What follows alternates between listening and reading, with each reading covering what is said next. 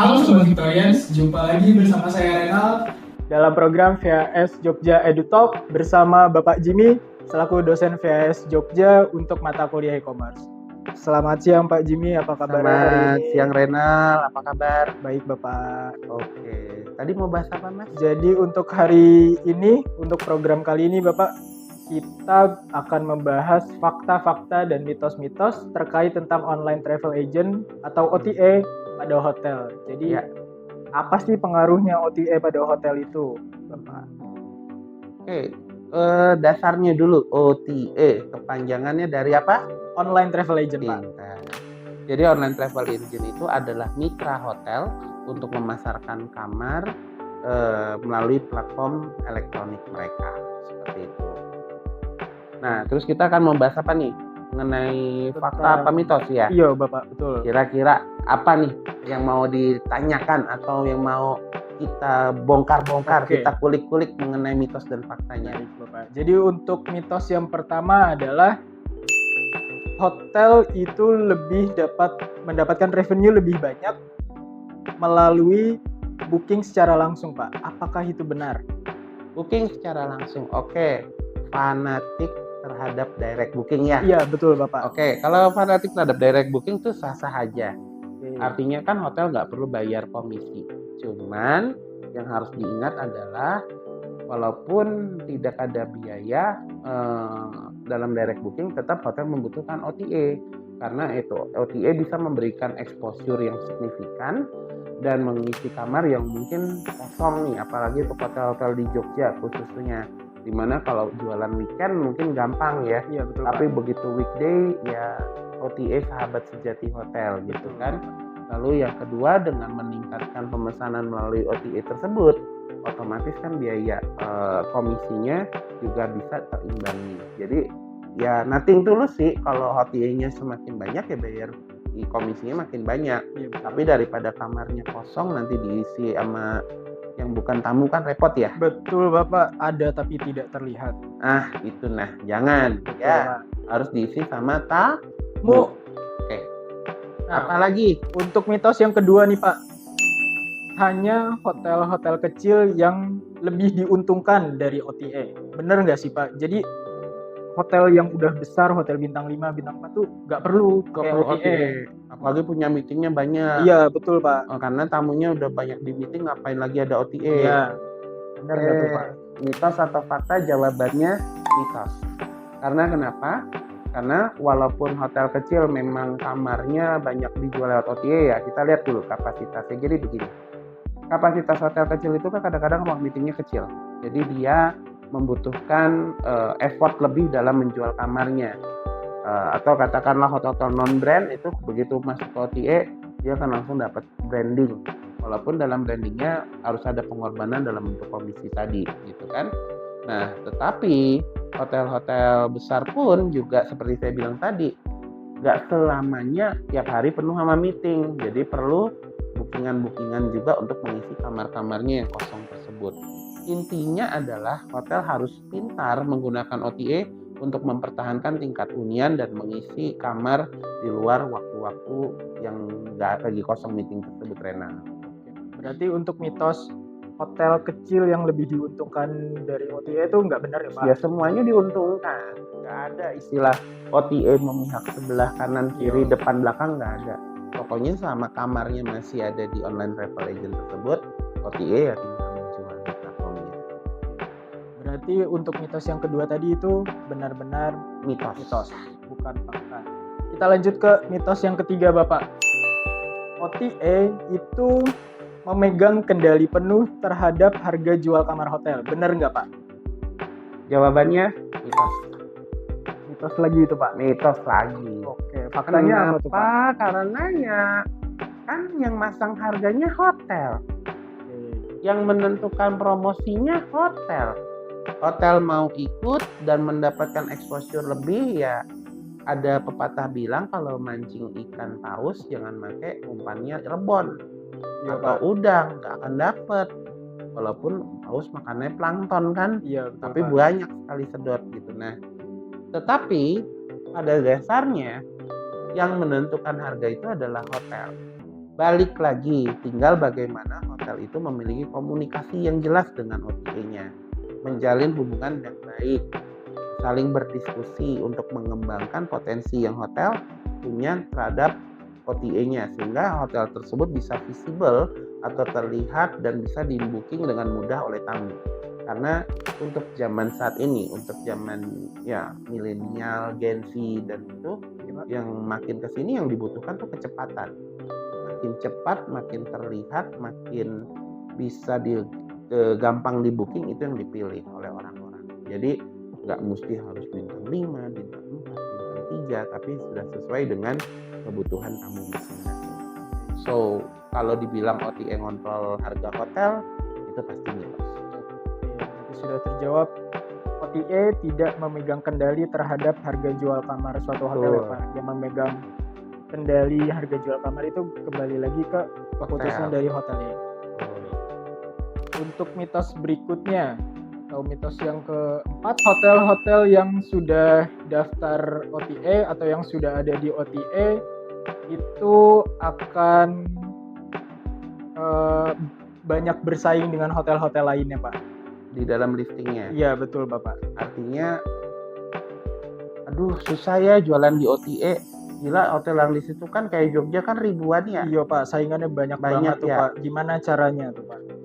Caranya, oke, kalau dibilang get lost, saya pastikan itu mitos. Karena kenapa? Balik lagi, effortnya apa? Pada saat kita ingin memasarkan sesuatu, apalagi di dalam dunia e-commerce pastinya, visibilitas menjadi nomor satu. Artinya, kalau memang mau visible, ya ikutin program-program promo OTA-nya. Ikutin kalau ada opsi penempatan ranking yang berbayar dari OTA-nya. Lalu yang ketiga, kejar ulasan positif. Artinya pada saat tamu itu datang harus mereview. Dan kalau reviewnya rada negatif, tolong direspon. Karena kadang-kadang kamu tahu ya, kalau tamu-tamu yang rada-rada cranky gitu kan, jadi pasti mengkomen. Karena kenapa? Tidak semua segmen itu sesuai dengan yang hotel dapatkan. Bisa jadi pada saat menginap itu dapat segmen orang yang, mohon maaf, mungkin levelnya B, C atau C, tapi dia ekspektasinya, wah kalau nginep di hotel mewah guys, so gue bisa staycation, tapi dengan harga paket ekonomi. Ya, what the price you paid is what the product you get. Nah, kadang-kadang tamu sering melupakan hal itu. Nah, oleh karena itu pada saat terjadinya ada ulasan negatif yang bilang, misalnya, kamarnya kecil, padahal udah ada ukuran kamarnya. Ya kan, contoh misalnya hotel A, misalnya kamarnya 18 meter persegi dan sudah dibilang di maksimum okupansinya hanya untuk 2 dewasa 1 anak, tapi bilang kamarnya kecil dan panas. Karena kenapa? Nggak taunya pas dicek kamar isi 5 orang misalnya. Diam-diam tanpa pengetahuan hotel, ya wajar kamarnya jadi panas. Nah, hal-hal itu harus direspon secara positif juga oleh hotel. Lalu yang kedua, selain merespon yang positif, juga harus punya yang namanya foto kualitas tinggi. Artinya kan pada saat kita memasarkan di OTA itu kan harus orang hanya bisa melihat apa? Fotonya dulu. Iya Pak. Jadi foto yang dipasang harus kualitas tinggi, harus memiliki resolusinya sesuai dengan apa yang OTA sarankan. Nggak perlu pakai apa tuh, kayak apa, iFish ya, fisheye, iya Pak. Nggak perlu digede-gedein, di zoom miring kanan kiri, nggak perlu. Intinya adalah ya apa adanya aja, sampaikan secara detail dan biarkan nanti tamu yang memilih. So kalau dibilang hotel akan terhilang dari posisi ranking di OTA sih, aku bilang tergantung effortnya ya. Jadi bisa mitos bisa fakta, tapi balik lagi effortnya bagaimana. Berarti terkait untuk statement ini itu kembali lagi ke hotelnya lagi Pak. Usahanya, hotel mau usahanya apa dulu nih? Mau nge-push atau enggak? Kalau misalnya kayak tadi, misalnya hotel bintang 4, bintang 5 yang udah memfokuskan dirinya MICE, ya udah. Tapi gunakan OTA apa? Mempromosikan sarana MICE-nya, foto ruang meeting-nya difoto, ditaruh di OTA-nya. Kita lanjut untuk mitos berikutnya Bapak. OTA itu akan mengurangi nilai atau loyalitas sebuah brand tertentu Pak. Brand hotel? Iya betul Pak. Betul atau enggak? Artinya dengan memesan kamar di OTA, maka loyalitas terhadap satu brand akan berkurang. Iya, betul Pak. Ini bisa mitos, bisa fakta. Bisa dibilang mitos itu kalau apa Pak?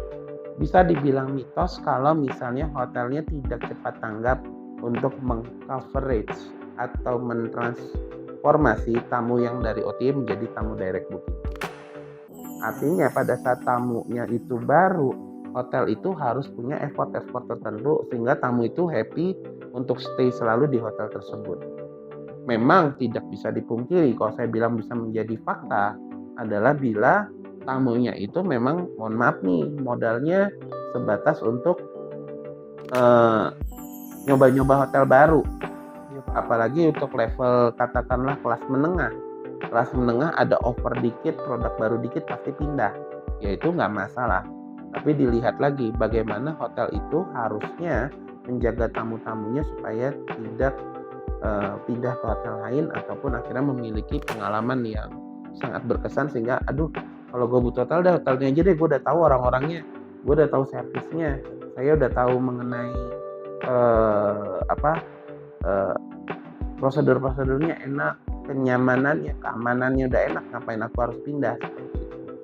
Jadi pada saat dan yang terutama hotel itu harus punya program loyalitas juga, ya entah program point rewards, entah program untuk berapa kali menginap dapat stay gratis atau Untuk repeaternya ya Pak? untuk repeaternya atau diskon khusus repeater itu harusnya itu, dimana diskon repeater hanya berlaku untuk direct booking. Berarti alangkah baiknya tuh buat hotel-hotel nih misalnya ada tamu yang memesan lewat OTA itu nanti setelah mereka menginap kita reach out ke mereka lagi ya Pak. Jadi untuk maintain hubungan dan untuk itu menjaga retentionnya. Bagaimana tamu itu bisa menginap untuk kedua, ketiga kalinya dalam satu hotel. Keberhasilan satu hotel bukan karena mendapatkan tamu pertama, tapi bagaimana tamu pertama melakukan retention untuk pengalaman menginap mereka kedua, ketiga, dan seterusnya. Itulah baru keberhasilan. Untuk mitos yang berikutnya, antara OTA dan hotel ini mempunyai hubungan yang abu-abu Pak. Abu-abu, hostile, Iya. atau hubungan yang kurang, bisa dibilang hostile itu frenemies ya. Iya betul Bisa Pak. teman, bisa kawan ya. Iya. Tapi kan kalau kita temenan, salaman Betul, dulu Pak. dong. Bes. Betul Pak. Oke, jadi gini.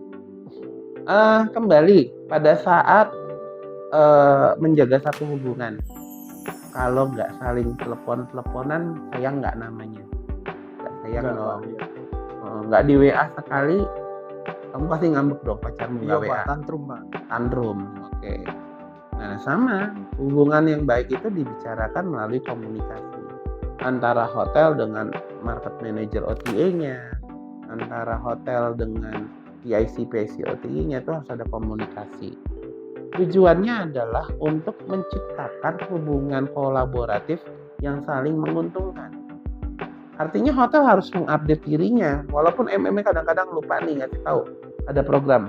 Kadang-kadang harus hotelnya juga yang melakukan OTA-nya nanya, ada program apa, aku bookingannya kurang, boleh nggak minta business review dan segala macam. Sebenarnya hotel berhak untuk meminta hal itu dari OTA. Yang kedua, hotel harus memanfaatkan benar-benar OTA untuk menjangkau pasar dan melalui teknologi pemesanan yang ada di OTA. Suka nggak suka, teknologi OTA jauh lebih bagus daripada teknologinya hotel. Karena kenapa? Ya memang OTA itu bukan perusahaan travel agent yang harus diingat.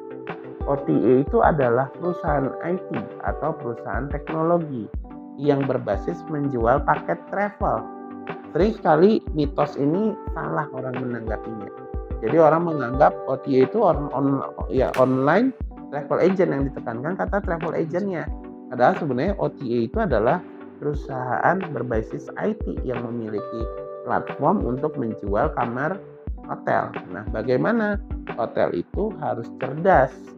Jadi di satu sisi hubungannya adalah hotel membutuhkan OTA untuk menjangkau pasar melalui teknologi, OTA juga membutuhkan hotel untuk dalam paket-paket akomodasi yang ditawarkan melalui platform mereka itu menarik.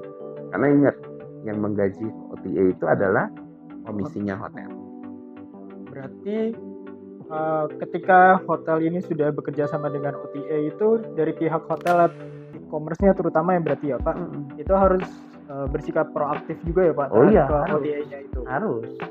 Gak bisa diem doang, karena kembali lagi kalau pasal yang sebelumnya tadi saya bilang hanya hotel kecil yang mendapatkan Keuntungan. bookingan, ya sama kalau nggak ada effortnya kamu gimana dapat bookingan kan begitu.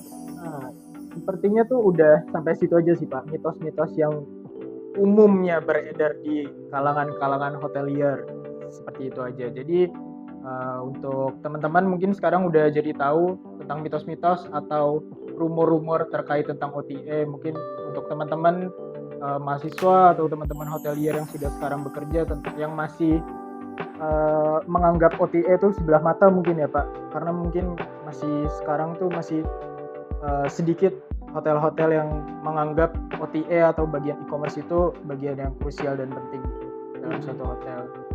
Paling saya mau kasih tambahan terakhir buat sahabat Victorian nih khususnya. Apa yang saya sampaikan ini hanya sebagian kecil dari mata kuliah e-commerce yang kita tawarkan, yang kita jadikan satu paket selama teman-teman belajar menjadi mahasiswa di Victoria Hotel School, khususnya Victoria Hotel School Yogyakarta. Oleh karena itu, bayangkan hal kecil ini padahal esensial, namun sudah diajarkan kepada mahasiswa. Tujuannya apa? Biar menjadi tenaga kerja hotel yang handal.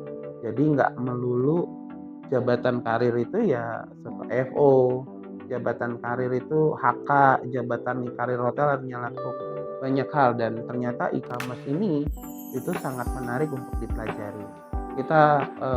Saya berterima kasih terhadap Victoria Hotel School telah memberikan kesempatan bagi saya untuk berbicara di VHS Edu Talk saat ini. Yang pertama, Renal. Betul Pak. Yang pertama loh ini. Episode pertama. Ya biar dosen-dosen lain bikin episode kedua, ketiga, dan seterusnya. Betul Pak. Ya, artinya ini kita mengencourage buat teman-teman yang mungkin baru mau mendaftar menjadi sahabat Victorian juga, Iya, betul. segera buru-buru daftar karena banyak sekali wawasan, ilmu yang akan kita bagikan untuk karir teman-teman ke depan. Betul Pak. Saya juga selaku mewakili teman-teman dari Victoria Hotel School Yogyakarta berterima kasih sekali kepada Pak Jimmy sudah meluangkan waktunya, sudah rela keluar dari hotel padahal Bapak juga menjabat sebagai hotel manager di salah satu hotel di Jogja, sudah menyempatkan waktu ke sini untuk sharing sama kita-kita semua. Baik, terima kasih Renal. Terima kasih Pak Jimmy. Terima kasih.